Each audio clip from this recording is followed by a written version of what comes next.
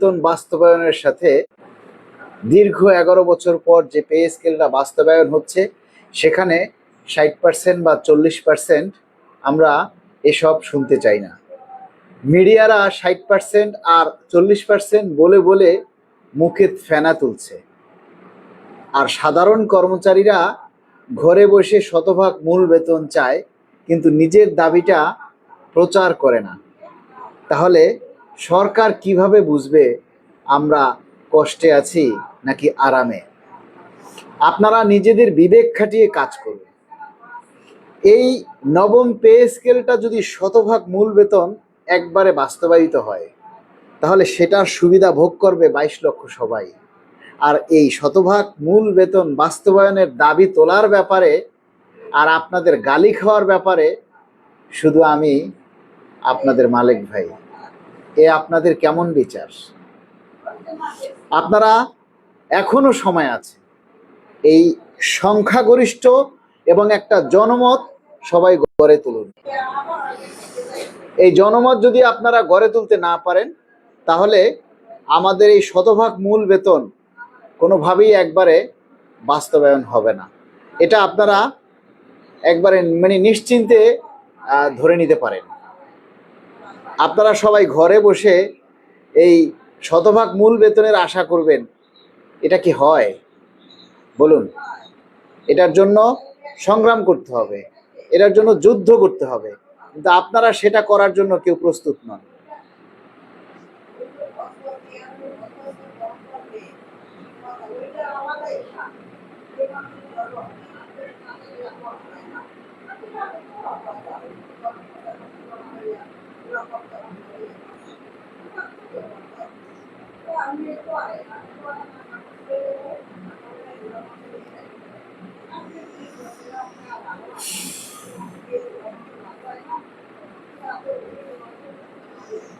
যে যেখানে আছেন সবাই লাইভে একটু যুক্ত হয়ে যাবেন।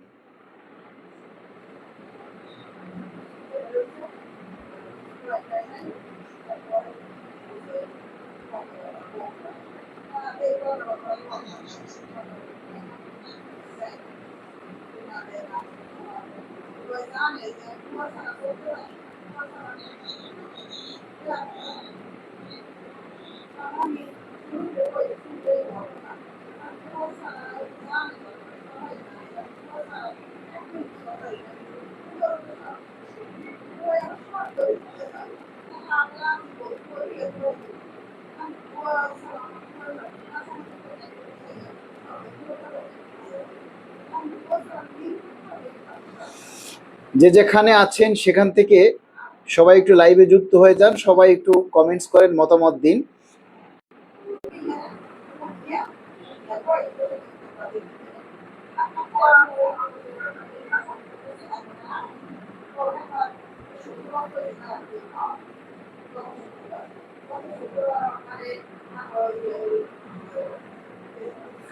সবাই একটু লাইভটা শেয়ার করুন, সবাই একটু যুক্ত হয়ে যাক।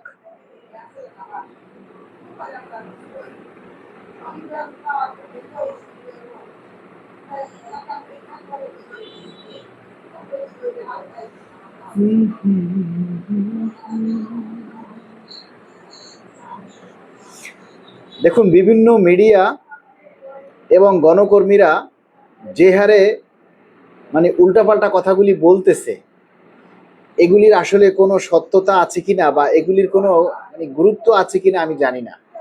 আজকে আবার দেখলাম তারা প্রচার করতেছে যে বিভিন্ন ভাতা কাটছাট করা হচ্ছে, আবার তারাই বলে এগুলির কোনো সত্যতা নাই। তারা মাথা মুন্ডু কি যে বলে আর কি যে প্রচার করে তার কোনো ঠিক নেই।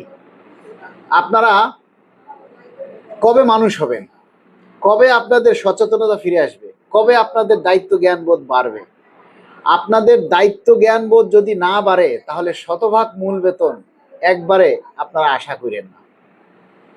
এটা মামুবাড়ির মোয়ানা বা এটা দোকানের 8 টাকালা আর ওই কি বলে চানাচুর খাওয়া নয় যে চাইলাম আর পেয়ে গেলাম।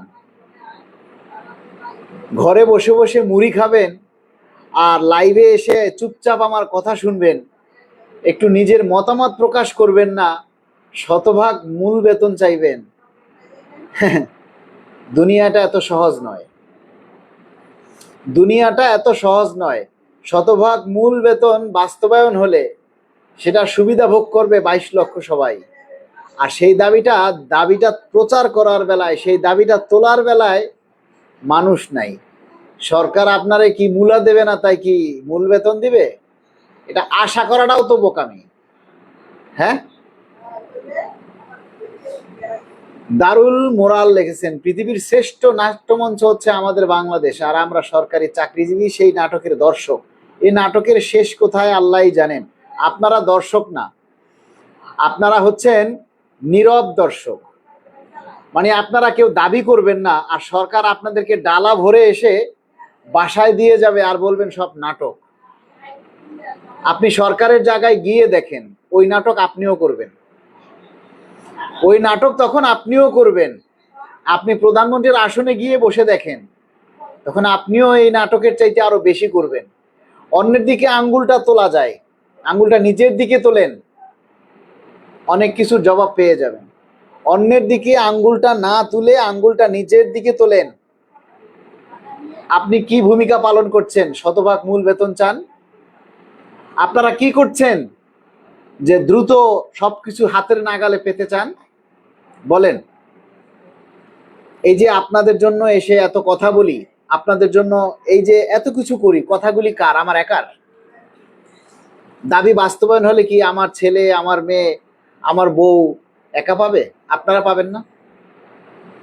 22 লাখ কর্মচারী, এই 22 লাখ কর্মচারীর 22 লাখ বউ, এই 22 লাখ কর্মচারীর 22 লাখ বাবা, এই 22 লাখ কর্মচারীর 22 লাখ মা আছে, এদের ভাই আছে, বোন আছে। এই 22 লাখ কর্মচারীর ঘরে কমপক্ষে 44 লাখ ফেসবুক আছে। এই 22 লাখ কর্মচারীর ঘরে প্রায় 44 লাখ মোবাইল আছে এবং 44 লাখ ফেসবুক আইডি আছে। এই 44 লাখ ফেসবুক আইডি থেকে যদি আপনি শতভাগ মূল বেতনের দাবিটা তোলেন, সরকার বাস্তবায়ন না করে কোথায় যাবে? আপনারা কি করেন? আপনাদের দাবি শতভাগ সরকার কোন দুঃখে দিবে বলেন? আমি সরকার হইলে আপনাদেরকে 1 টাকাও দিতাম না, মানে আপনারা 1 টাকা পাওয়ারও যোগ্য না। আপনাদের সবার ঘুষের টাকা আছে, হারামের টাকা আছে, এই জন্য আপনাদের শরীরের চামড়া গন্ডারের চামড়ার মতো হয়ে গেছে। ভালো কথা বললেও এখন আপনাদের কানে যায় না। নিজের দাবির কথা নিজে প্রচার করেন না, নিজের দাবির কথা নিজে তুলে ধরেন না। কানে এখন মনে হয় যেন সবাই তুলে দিয়ে আছেন।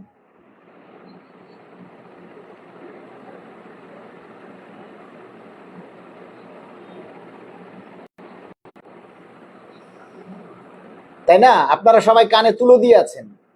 75 জন লাইভে আছেন, কেউ লেখাপড়া জানে না। 75 জন লাইভে আছে, কেউ লেখাপড়া জানে না, সবাই কি বকলম? আপনারা মতামত দিতে জানেন না। আপনি কি চাচ্ছেন? শতভাগ চাচ্ছেন নাকি 20% চাচ্ছেন নাকি 50% চাচ্ছেন? এই কথাগুলি আপনারা লিখে তুলে ধরতে পারেন না। আপনি লিখতে গেলে যদি আপনার চাকরি চলে যায়, তা আপনার বউরে দিয়ে লেখান, আপনার বাবাকে দিয়ে লেখান, আপনার মাকে দিয়ে লেখান, আপনার বোনকে দিয়ে লেখান। তারা তো ফেসবুক চালায় না? তা আপনার ভাই যদি আপনার দাবিটা তুলে ধরে তাহলে হবে না? আপনার ছেলে মেয়ে সবাই ফেসবুক চালায়, তাই প্রত্যেকের ফেসবুক আইডি আছে। প্রত্যেকে যদি আপনার দাবিটা তুলে ধরে, আপনি বাবা, আপনি আপনার সন্তানের দাবিটা প্রচার করতে পারেন না? আপনি মা, আপনি আপনার সন্তানের দাবিটা প্রচার করতে পারেন না? আপনি স্ত্রী, আপনার স্বামীর বেতনটা বাড়ুক আপনি চান না? আপনি ছেলে মেয়ে, আপনি চান না আপনার বাবা মা বোন ভাই যারা সরকারি চাকরি করে তাদের বেতন বাড়ুক? আপনারা চান না? আপনারা তো সেই দাবিটা তুলে ধরতে পারেন। তো সরকার কি হেঁটে হেঁটে আপনার ঘরে 17 ভাগ পে স্কেল এসে দিয়ে যাবে? আপনারা কিচ্ছু করবেন না, নিদারুণ দর্শক হয়ে থাকবেন আর শতভাগ মূল বেতন চাইবেন? এ হয়? আপনি বাগানে আম গাছ লাগাবেন আর আম গাছের যত্ন নিবেন না, আর আম গাছ থেকে আপনি কারি কারি আম চাবেন, তাহলে কিভাবে হবে বলেন? আপনি হাঁস পালবেন, মুরগি পালবেন, হাঁস মুরগিরে ঠিক মতো খাবার দিবেন না, তাদের থেকে প্রতিদিন একটা করে ডিম চাবেন। হাঁস মুরগি ডিম কই থেকে দিবে? তার ডিমটা পয়দা হইতে হইবে তো, ডিমটা তার ভিতরে পয়দা হইতে হবে না? তো আপনারা সবাই মানে আমার মনে হয় যে 22 লাখ কর্মচারীর মধ্যে যারা অভাবে আছে